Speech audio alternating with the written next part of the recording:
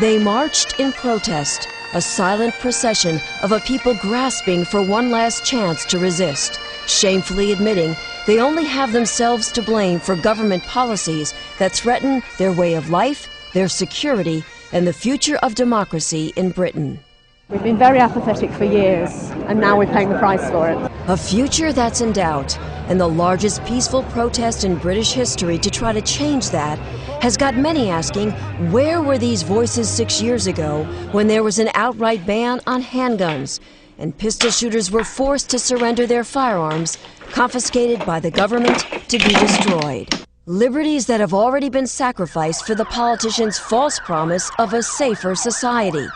Gun bans that, as predicted, have simply backfired. We've seen about a 40% increase in firearms crime since the ban was introduced.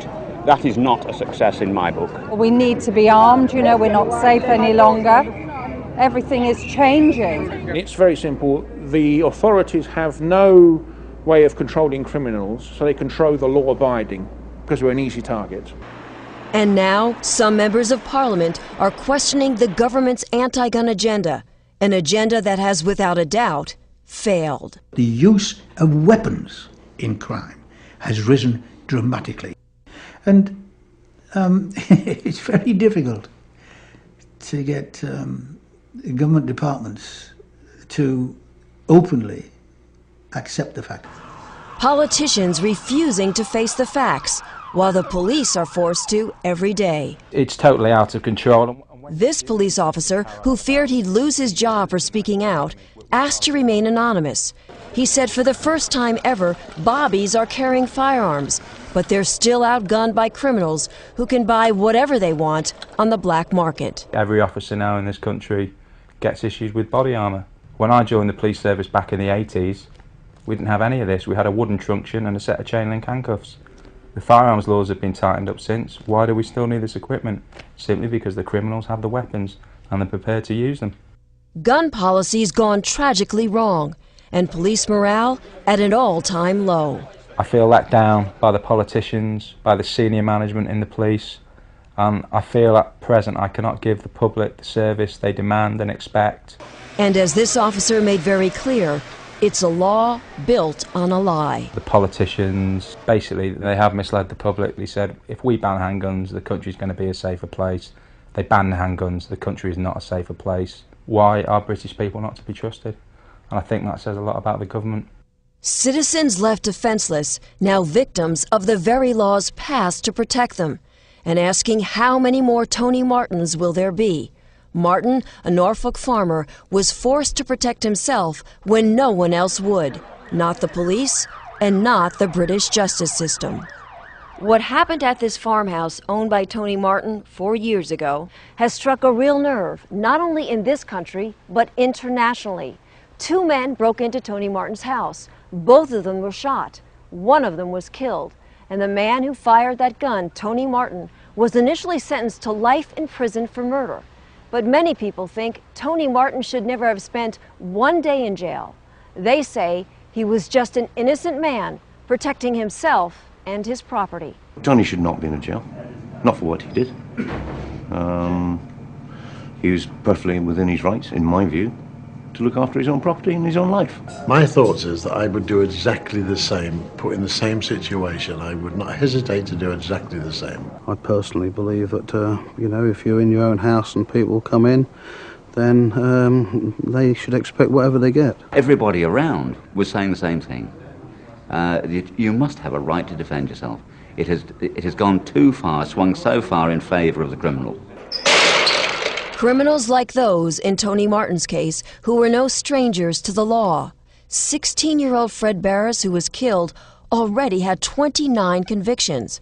And 30-year-old Brendan Farron had 34 convictions and had been in prison for burglary. He was sentenced to 3 years for trying to break into Tony Martin's home.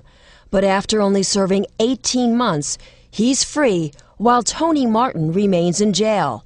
And he's now threatening to sue Martin using taxpayers' dollars. The system is on the side of the criminal, not on the side of the victim. Go and rob somebody and then sue them because they've damaged you. It's absurd. The injustice of a justice system. And although Tony Martin has had his life sentence reduced to manslaughter, he still sits behind bars here at High Point Prison in Suffolk, England, counting the days until he's released. I was the first reporter from the United States allowed to visit with Tony since he's been in prison. And although no cameras were allowed, I was able to talk with Tony by phone. And what you're about to hear is Tony Martin in his own words about that fateful night. Well, I've never really said it publicly before, but I've had a pretty raw deal.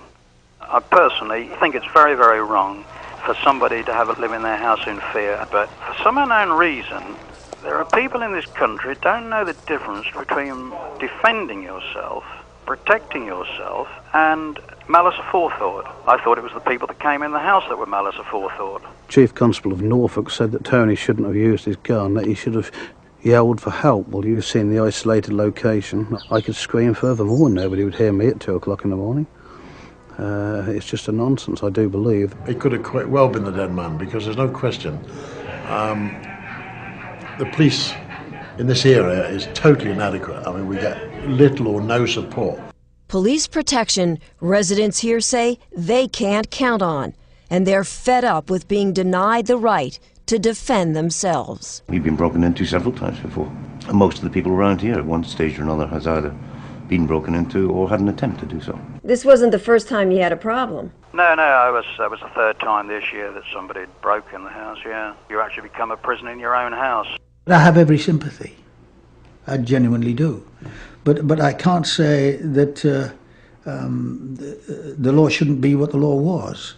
What I can say now is that because of that, we ought to review that particular law. I think the Americans have a saying about it's better to be judged by 12 than carried by 6. Tony Martin tried that venture. He was judged. He is in prison. The story is not yet finished. And neither is the story of a struggle to reclaim rights these honest citizens have already lost. Costly mistakes of trusting in a government that has left them unprotected. Their message to gun owners in America is simple.